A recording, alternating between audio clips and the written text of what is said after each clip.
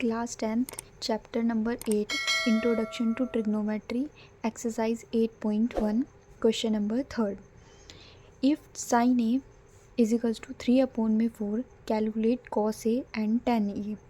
हमें यदि हमारे पास साइन ए दिया गया है 3/4 तो हमें क्या कैलकुलेट करना है, कॉस ए और टेन ए फाइंड आउट करना है। ठीक है, तो सबसे पहले हम लेते हैं sine A is equals to 3/4 हमारे पास गिवन है। ठीक है, तो हमारे पास साइन ए, साइन क्या होता है हमारे पास, पंडित बद्री प्रसाद हर हर बोले, ये हमें पता है। जो P/H होता है ये हमारे पास साइन होता है, तो हमने लिख दिया P/H। जो हमें 3 है वो परपेंडिकुलर गिवन है, जो 4 है वो हाइपोटेन्यूस गिवन है। ठीक है, तो हमने क्या किया, एक राइट एंगल ट्राइंगल बना लिया। जो हमारे पास P है ना वो हमारे पास 3 है। तो सबसे पहले हमें एक चीज़ बोली है कि जो साइन ए मतलब एंगल ए लेना है हमें, तो हमने यहाँ पर ले लिया एंगल ए। ठीक है, ABC। अब ये जो होता है ये हमारा 90 डिग्री होता है। 90 डिग्री के जो सामने होता है वो हमारा होता है हाइपोटेनियस। हमें हाइपोटेनियस गिवन था 4, तो हमने लिख लिया यहाँ पर 4।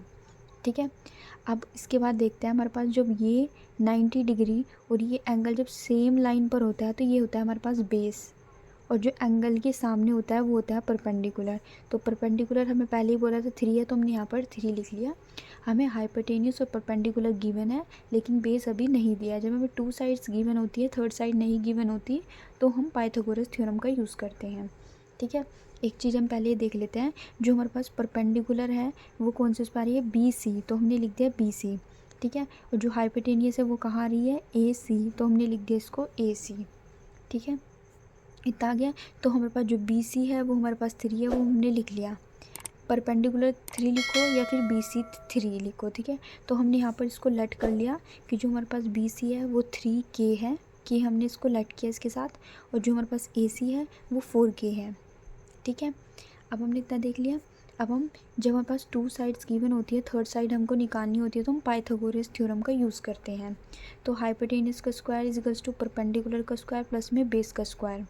ठीक है, तो हाइपोटेन्यूस हमें कितना गिवन था, अभी देखा हमने ये, तो ये हमने 4 लिया था ना, ऐसे करके 4K और 3K। ठीक है, तो हमारे पास 4K था, हमने यहाँ पर 4K स्क्वायर लिख लिया। इजिकल्स टू परपेंडिकुलर कितना था हमारे पास 3K, तो हमने 3K स्क्वायर लिख लिया। प्लस में B मतलब बेस, ये हमें नहीं पता था तो हमने अभी इसको ऐसे ही रहने दिया। फिर 4 का स्क्वायर 16 होता है, K का स्क्वायर K स्क्वायर, 3 का स्क्वायर कितना होता है 9, और K का स्क्वायर कितना होता है K स्क्वायर। प्लस में जो हमारे पास बेस है वो कितना है, A से B है हमारा बेस। ठीक है, तो हमने AB लिख दिया, इसका होल स्क्वायर कर दिया। ठीक है, अब हम क्या करेंगे, 16 का स्क्वायर, अब ये इधर प्लस 9 था, अब इधर आकर ये इक्वल्स टू के इस साइड में, जब इक्वल्स टू के इस साइड में आया तो ये -9K स्क्वायर बन गया, इजिकल्स टू AB स्क्वायर, ये भी एज इट इज़ चलेगा। तो 16, पहले हम नंबर में से नंबर को माइनस करते हैं। 16 में से 9 गए, हमारे पास 7 बचा, K स्क्वायर माइनस ये हमारे पास क्या हो जाएगा, K स्क्वायर बन जाएगा। ठीक है, अब इजिकल्स टू AB स्क्वायर हमने लिख दिया अभी। तो जो इसका स्क्वायर था ना ये इधर अंडर रूट में चेंज हो गया। ठीक है, अब हम यहाँ पर एक चीज़ देखते हैं, जैसे हमारे पास ये है, हमने यहाँ पर करा अंडर रूट में 7K square equals to AB। तो हम देखेंगे जो ये स्क्वायर है ना ये सिर्फ के साथ है, ये 7 के साथ स्क्वायर नहीं है। ठीक है, अगर ये 7 के साथ होता तो हम इसको इस टाइप से लिखते हैं। अभी सिर्फ हमने क्या लिखा है 7K स्क्वायर, इसका मतलब ये सिर्फ के ही ऊपर स्क्वायर है। तो हम क्या करेंगे, जैसे हमारे पास ये है 7 और ये हमारे पास है K स्क्वायर। ठीक है, हमने इसको अलग अलग करके लिख लिया। तो हम क्या करेंगे, इस स्क्वायर से सिर्फ इसको कट कर सकते हैं। तो 7 के ऊपर तो अंडर रूट रहेगा ही, के ऊपर नहीं रहेगा, क्योंकि हमने इस स्क्वायर से इस अंडर रूट को कट कर दिया। तो हमारे पास होगा अंडर रूट में 7K इजिकल्स टू AB। इस तरह से हम इसको लिखेंगे। ठीक है, तो मैंने ये लिखा है अंडर रूट में 7K इजिकल्स टू AB।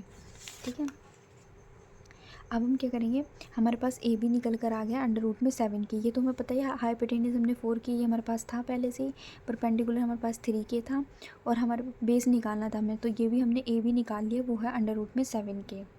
ठीक है, अब हमें क्या कैलकुलेट करने के लिए बोला है, कोस A एंड टेन A। तो सबसे पहले हम कोस A, जब भी हम कभी देख रहे हैं ना साइन A कोस A, सबसे पहले हम इनका एंगल भी चेक करते हैं, क्या सब में सेम एंगल है, ये देखना होता है। तो यहाँ पर एंगल सेम ही है, तो इसलिए हमारे पास यही सेम जो हमने ऊपर डायग्राम बनाया था वो सेम डायग्राम यहीं पे यूज़ कर लेंगे। ठीक है, तो एंगल हमें क्या निकालना है, एंगल ए के लिए निकालना है, और वो भी क्या निकालना है, कॉस। तो कॉस क्या होता है, पी अपॉन में एच, तो ये होता है हमारे पास कॉस। ठीक है, पी अपॉन में एच हमारे पास होता है कॉस। तो क्या है, बी हमारे पास इसके अकॉर्डिंग क्या है, बी हमारे पास है अंडर रूट में 7 के, तो हमने लिख दिया अंडर रूट में 7 के। हाइपोटेन्यूज कितना है हमारे पास 4 के, तो हमने लिख दिया यहाँ पर 4 के। तो के से के हमने कट कर दिया, तो अंडर रूट में 7 और अपॉन में 4, ये हमारा आंसर आ गया कोस ए का। ठीक है, अब हम करेंगे tan ए। तो ये पी अपॉन में एच साइन होता है, बी अपॉन में एच कोस होता है, तो पी अपॉन में बी जो होता है वो tan होता है। ठीक है, तो पी अपॉन में बी हमने यहाँ पर लिख लिया, इजिकल्स टू जो पी होगा वो कितना है हमारे पास 3 के, वो हमने 3 के यहाँ लिख लिया, और बेस जो है हमारे पास वो क्या है अंडर रूट में 7 के, अंडर रूट में 7 के हमने यहाँ पर लिख लिया, और के से केस को कट करा तो हमारे पास कितना आया 3 अपॉन में अंडर रूट में 7। तो यही कैलकुलेट करने के लिए बोला था कोस ए tan ए, तो हमने कोस ए tan ए कैलकुलेट कर लिया।